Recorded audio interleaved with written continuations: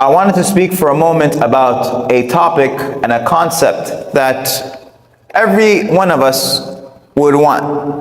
Allah subhanahu wa ta'ala says, Tabarakah alladhi biyadihi al-mulk. Allah subhanahu wa ta'ala says, blessed is he who in his hands is the dominion of everything. Allah subhanahu wa ta'ala is Tabarak. Allah subhanahu wa ta'ala is blessed, and Allah is the source of barakah. He is the source of blessings. And so then the question becomes, what is blessings? And how do we have a life that is blessed? How do we increase the blessings in our lives? And I just want to remind us that Allah subhanahu wa ta'ala is the one who makes places blessed. Allah subhanahu wa ta'ala is the one who makes people blessed. And Allah subhanahu wa ta'ala is the one who makes actions blessed.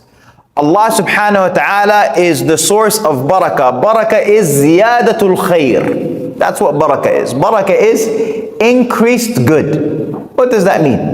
It means that this is normally what I'm able to accomplish in my day in 12 hours, in 14 hours, in 24 hours.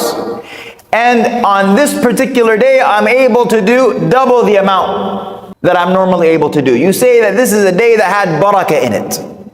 Allah subhanahu wa ta'ala made places blessed. Of them, of course, and the greatest place of blessedness is Mecca. Allah subhanahu wa ta'ala says about the Kaaba, He says, إِنَّ أَوَّلَ بَيْتٍ وُضِعَ لِلنَّاسِ لَلَّذِي بِبَكَّةِ. Allah subhanahu wa ta'ala says the first house that was made for the people to worship was the one that is in Mecca, i.e. Mecca, Mubarakan. Allah subhanahu wa ta'ala said, blessed.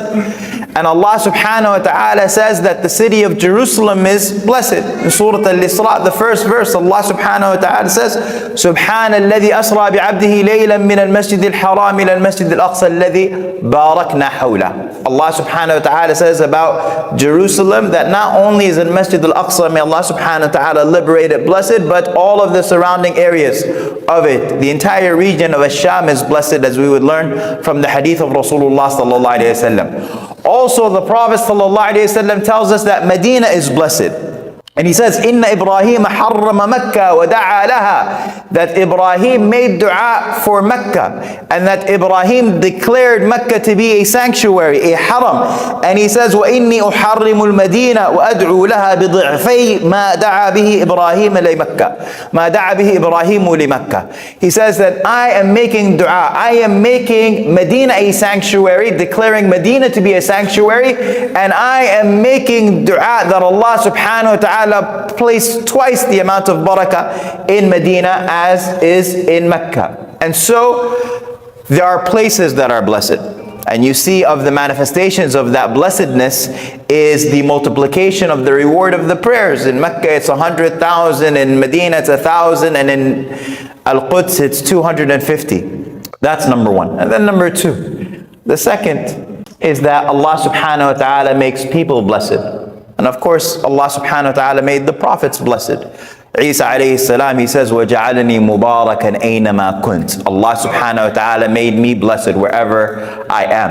And Rasulullah sallallahu alayhi wa sallam was the most blessed. And so Aisha radiallahu anha says that in the final illness of the Prophet sallallahu alayhi wa sallam, she used to read the ma'udhatain, and she used to read what the Prophet sallallahu alayhi wa sallam would protect himself with and heal himself with. She would read it into his own hands and wipe over his body with his own hands, because of the blessedness of his person sallallahu alayhi wa sallam. And the Sahaba, anything that they would keep from the Prophet sallallahu alayhi wa sallam, whether it was a hair or whether it was his sweat or even his saliva, they would collect before it would touch the ground, as was narrated to us. And so the Prophet ﷺ in his person is blessed. And then what are some of the signs of barakah in our lives? How do we recognize barakah? Barakah is from al-ghayb al-nisbi. What does that mean? Al-ghayb al-nisbi means that it is from the relative unseen. We don't see barakah. You don't look at that person and say that person has a lot of barakah. His barakah is at 3,000. You don't say that. But you do recognize its effects. after it's ended, after I've spent that money, I say, subhanAllah, this money had a lot of barakah in it. After I spend my day, I say, this day had a lot of barakah. After I spend that time, I say, this time had a lot of barakah. And so, when you look at some of the great scholars of Islam, and I would encourage you to listen to Sheikh Waleed's khutbah from earlier today, he talked about the incredible feats that the Salaf were able to do in the worship of Allah subhanahu wa ta'ala, how much they were able to perfect and perform of worship of Allah subhanahu wa ta'ala. And you look at somebody like Imam al-Shafi'i, the greatness of this man and the greatness of his knowledge, and you find out that he passed away at 50 years old, or 54 years old in particular. Radiallahu anhu wardah. This is an incredible amount of legacy for a short amount of time. Or someone like Imam al-Nawawi, who dies in his late 30s. Or someone like Imam al-Bukhari, who dies at 56 years old. These great names who have left knowledge that has lasted for centuries. Of course, they had incredible barakah in their time. And I want to leave you with, what are some of the ways to seek barakah? What are some of the ways for us to seek barakah? The first is to have the taqwa of Allah subhanahu wa ta'ala. Allah subhanahu wa ta'ala says, وَلَوْ أَنَّ أَهْلَ الْقُرَىٰ آمَنُوا وَاتَّقَوْا لَفَتَحْنَا عَلَيْهِمْ بَرَكَاتٍ مِّنَ السَّمَاءِ وَالْأَرْضِ. Allah subhanahu wa ta'ala says that if the people of the towns, if they had iman, and if they had taqwa, we would have opened up, cascaded for them barakah from the heavens and the earth.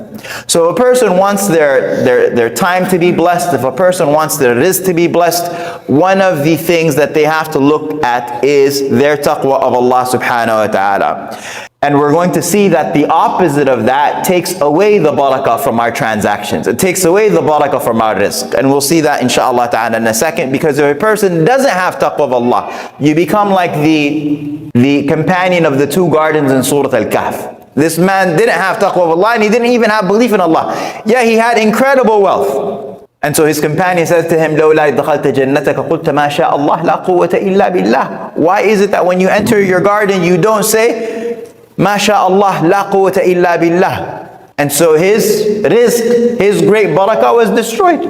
It was destroyed.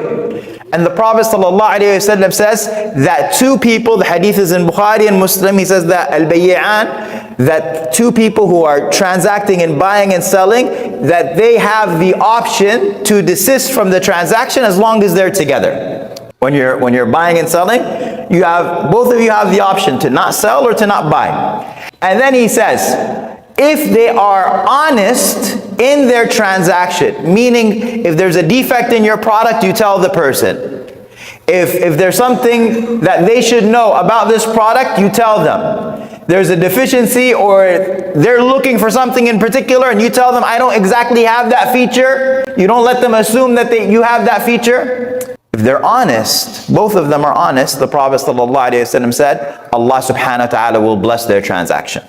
Allah will bless it. And he says, but if they are quiet, they're not honest. That person thinks they're getting X, Y, Z, and you're just going to sell it to them anyway. They'll find out when they get home. You'll be halfway across the world by then. He says then, Allah subhanahu wa ta'ala will remove the barakah from that transaction. He'll remove the barakah. Even though you have the money in your pocket, that money won't have barakah in it. So, number one is turning to Allah subhanahu wa ta'ala in all affairs. Number two is the remembrance of Allah subhanahu wa ta'ala. The remembrance of Allah, always. It's a source of barakah. Rasulullah sallallahu alayhi wa sallam says, إِذَا دَخَلَ الرَّجُلُ بَيْتَهُ فَذَكَرَ اللَّهُ تَعَالَى عِنْدَ دُخُولِهِ وَعِنْدَ طَعَامِهِ قَالَ الشَّيْطَانُ لَا مَبِيتَ لَكُمْ وَلَا عَشَاء. That if a person enters into their house and says Bismillah, they remember Allah when they enter into their house and when they are eating, that person, shaitan will say, I got no place to stay tonight and I have no food. And the removal of shaitan brings about barakah. Also there is barakah in unity. Wahshi, he complained to Rasulullah sallallahu alayhi wa sallam and he said, we eat but we don't become full. And so the Prophet sallallahu alayhi wa sallam, he said to him, فَلَعَلَّكُمْ تَفْتَرِقُونَ. He said, perhaps you eat separately. Perhaps y'all don't eat together. And they said, yes. And so the Prophet ﷺ said, فَاجْتَمِعُوا عَلَىٰ طَعَامِكُمْ وَاذْكُرُوا اسْمَ اللَّهِ عَلَيْهِ يُبَارَكْ لَكُمْ فِيهِ. He said, so gather when you're eating food. Gather. gather when you're eating food and mention the name of Allah subhanahu wa ta'ala, and Allah subhanahu wa ta'ala will bless you. So we ask Allah subhanahu wa ta'ala to make our lives blessed and our families blessed. One of the great ways to seek blessings, and I'll end with this, is justice. Jabir ibn Abdullah says that Rasulullah sallallahu alayhi wasallam asked, when the community came back from Al-Habasha, from Abyssinia, he asked them and he said, what was the most amazing thing that you saw in Abyssinia? And one of them, he said, Ya Rasulullah, a man was walking behind a nun. She was carrying a vessel of water on her head. She was an old woman, and a man came from behind and he pushed her down. He pushed her down and the vessel broke. And so the woman, this nun, she then looked at the man and she said, Sata'lam ayyuha al-ghiddir. O traitor, you will know that on the day of judgment, when Allah subhanahu wa ta'ala sets up the kursi, and people's hands and their feet will speak about what they used to do, you will come to know about this affair between me and you very soon. You'll come to know about this very soon. And so Rasulullah sallallahu alayhi wa sallam says, Sadaqat, kayfa yuqaddisu Allahu ummatan la yu'khadh li dha'ifihim min shadidihim. He said, how can Allah subhanahu wa ta'ala yuqaddis? One of the meanings of al-muqaddas or al-quddus is the source of barakah. And so al-ard al-muqaddasa is not just the holy land, but it's the blessed land. He says, how can Allah honor, how could Allah bless rather a people where the weak do not have a mechanism to secure their rights from the strong? And so if we want our families to be blessed, if we want our communities to be blessed, if we want our countries to be blessed, we have to be concerned about securing the rights of those who are weaker than us.